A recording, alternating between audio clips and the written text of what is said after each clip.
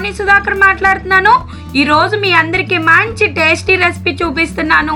తెలంగాణ స్టైల్లో మసాలా గుడ్డు పులుసు ఎలా చేసుకోవాలి చూసేద్దామండి. ఈరోజు నేను ఇంతకుముందు మీకు గుడ్డు పులుసు చూపించాను. ఈరోజు తెలంగాణ స్టైల్లో ఈ ఎగ్ కర్రీ ఎలా చేసుకోవాలో మీరందరూ కూడా చూసేయండి. ఇది చపాతీ, రోటీ, రైస్ దేంట్లోకైనా బెస్ట్ కాంబినేషన్ అని చెప్పుకోవచ్చు. ఇంకెందుకు ఆలస్యం, ఎలా చేయాలో చూసేద్దామా. ముందుగా ఇలా ఒక కళాయి పెట్టుకుని మసాలాకు సంబంధించినవన్నీ రోస్ట్ చేసుకుందాం. Dry roast. ఇలా వేరుశెనగ గుళ్ళు వేసుకోండి. ఒక పావు కప్పు వేరుశెనగ గుళ్ళు వేసాను. దాంట్లో కొంచెం మెంతులు, ఒక పావు స్పూన్ మెంతులు వేసాను. ఈ చక్కగా ఫ్రై చేసుకోండి. సిమ్లో పెట్టుకుని ఇవన్నీ చక్కగా డ్రై రోస్ట్ చేసుకుందాం, ఆయిల్ లేకుండా. వేరుశెనగ గుళ్ళు అలాగే కొంచెం మెంతులు వేసాను. సిమ్లో పెట్టుకుంటే చక్కగా వేరుశెనగ గుళ్ళు ఏగుతాయి అన్నమాట. ఇప్పుడు ఇందులో 2 టేబుల్ స్పూన్స్ ధనియాలు 2 టేబుల్ స్పూన్స్ ధనియాలు వేసాను. అలాగే కొంచెం జీలకర్ర, 1 స్పూన్ జీలకర్ర. ఈ మళ్ళీ ఒకసారి గట్టితో కలిపేసుకోండి. చక్కగా రోస్ట్ అవ్వాలి. దీంట్లో ఏగినాక నువ్వులు వేసుకోండి, తెల్ల నువ్వులు. ఈ కాస్త చిటపట్లాడాలి. చిటపట్లాడి అంటే ఆ ఏగిపోయినట్టు. ఆ ఏగినాక దాంట్లో కొబ్బరి వేసేసుకోండి, కొబ్బరి తురుము. అది కూడా చక్కగా రోస్ట్ అయిపోవాలి. మొత్తం ఫ్రై అయిపోయినాక మిక్సీ జార్లోకి తీసేసుకోండి. వీటిని గ్రైండ్ చేసేసుకుందాం, పేస్ట్లా చేసుకోవాలి. ఇవన్నీ మిక్సీ జార్లో వేసేసుకుని ఒకసారి పొడిలా చేసేసుకోండి.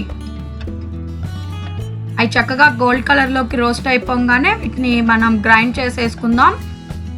ధనియాలు, జీలకర్ర, అలాగే కొబ్బరి, నువ్వులు, వేరుశెనగ గుళ్ళు, మెంతులు ఇవన్నీ ఏగిపోయి పొడి కూడా చేసి పక్కన పెట్టేసుకున్నాం.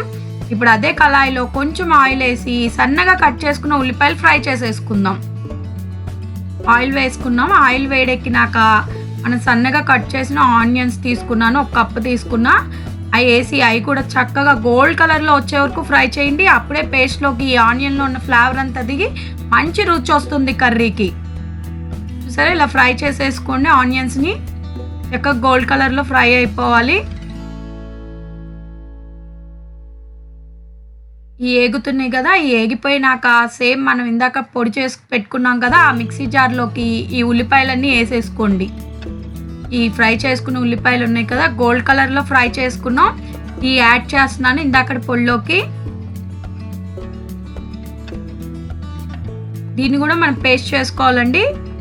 ఇప్పుడు ఈ ఉల్లిపాయలు వేసినాక ఇందులో అల్లం వెల్లుల్లిపాయ పేస్ట్ 1 స్పూన్ వేసాను. అల్లం వెల్లుల్లిపాయ పేస్ట్, అలాగే దీంట్లో సాల్ట్ 2 స్పూన్స్ సాల్ట్ వేసాను కర్రీకి సరిపడా. అలాగే పసుపు, కారం వేసుకోండి. మన కర్రీలోకి వేసుకోవడానికి సరిపడా అన్నీ వేసుకోండి. ఉప్పు, పసుపు, అలాగే కారం. అల్లం వెల్లుల్లిపాయ పేస్ట్ కూడా వేసాను. ఇప్పుడు నిమ్మకాయ సైజ్ అంత చింతపండు తీసుకుని అది ముందే నానబెట్టుకుని దాంట్లో నుంచి ఇలా గుజ్జు తీసుకోండి. ఇట్లా చిక్కగా ఉండాలి.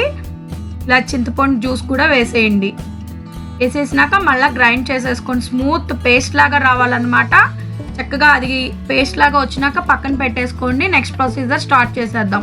కళాయిలో ఆయిల్ వేసుకుని ఇలా మనం బాయిల్ చేసిన ఎగ్స్ 2 సైడ్స్ ఇలా ఘాటు పెట్టుకున్నాను. మీరు ఘాటు పెట్టలేదంటే అవి పేలే అవకాశం ఉంది. అందుకుని ఎగ్స్కి 2 సైడ్స్ ఘాటు పెట్టేసుకుని ఫ్రై చేసేసుకోండి ఆయిల్లో వేసి. ఈ చక్కగా గోల్డ్ కలర్లో ఫ్రై అయిపోవాలి ఆయిల్లో. చూసారా, ఏగిపోయినాయి. ఇవి తీసి పక్కన పెట్టేసుకుందాం ఒకసారి. చక్కగా ఏగిపోయినాయి కదండి ఎగ్స్, ఇది తీసేయండి. ఘాటు పెడతాం మాత్రం అస్సలు మర్చిపోకండి. ఇప్పుడు ఇదే ఆయిల్లో మనం అక్కడ పేస్ట్ చేసి పెట్టుకున్నాం కదా, ఆ పేస్ట్ మొత్తం ఇందులో వేసేయండి. మసాలా పేస్ట్ అంతా, ఈ మసాలా పేస్ట్ అంతా ఈ ఆయిల్లో వేసేసి దీన్ని కూడా చక్కగా కుక్ చేసేసుకోవాలి. ఇప్పుడు సరే, ఈ పేస్ట్ వేసేసినాక అది ఒకసారి కలిపేసుకోండి మొత్తం. ఈ మసాలా పేస్ట్ అంతా ఆయిల్లో వేయంగానే వస్తుందండి స్మెల్. భలే ఉందండి, మంచి గుమగుమలాడుతుంది అసలు ఈ గ్రేవీ. దీంట్లో వాటర్ వేసేసుకుందాం.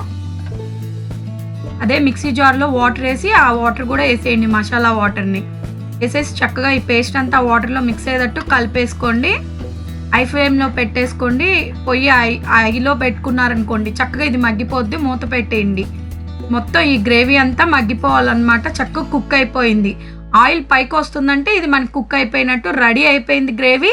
ఇందాక మనం ఫ్రై చేసి పెట్టుకున్న ఎగ్స్ ఉన్నాయి కదా, ఇందులో వేసేయండి.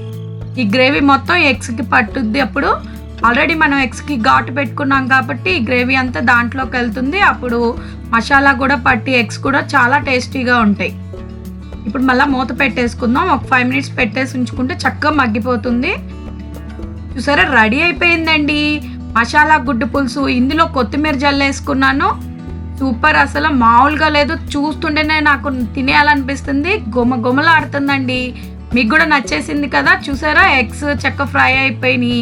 అలాగే మనం వేరుశెనగ గుళ్ళు అవన్నీ పేస్ట్ చేసుకున్నాం కదా, కొబ్బరి నువ్వులు వేసుకుని ఆ గ్రేవీ దాంట్లో ఎగ్స్ వేసుకుని ఇలా మగ్గపెట్టేసుకుంటే మనకి ఆ మసాలా అంతా గుడ్లకి పట్టి అసలు ఏమి రుచిగా ఉంటుందండి. రెగ్యులర్గా చేసుకునే ఎగ్ కర్రీలా కాకుండా ఇలా కూడా ట్రై చేయండి ఫ్రెండ్స్. తెలంగాణలో అయితే దీన్ని దోశలు, రోటీ, చపాతీ అన్నిటిలోకి తీసుకుంటారు. చాలా బాగుంటుంది. ఇలా పైన కొత్తిమీరతో గార్నిష్ చేసేసుకోండి.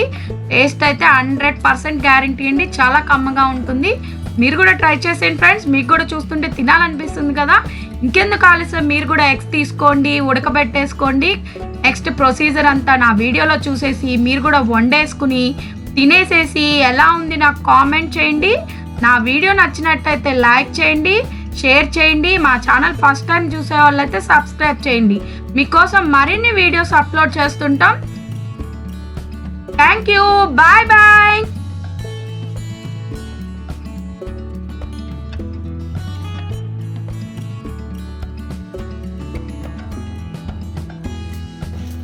Like, share and subscribe to our channel. Notification రావాలంటే ఏం చేయాలక్క? గంట కొట్టాలి బ్రో.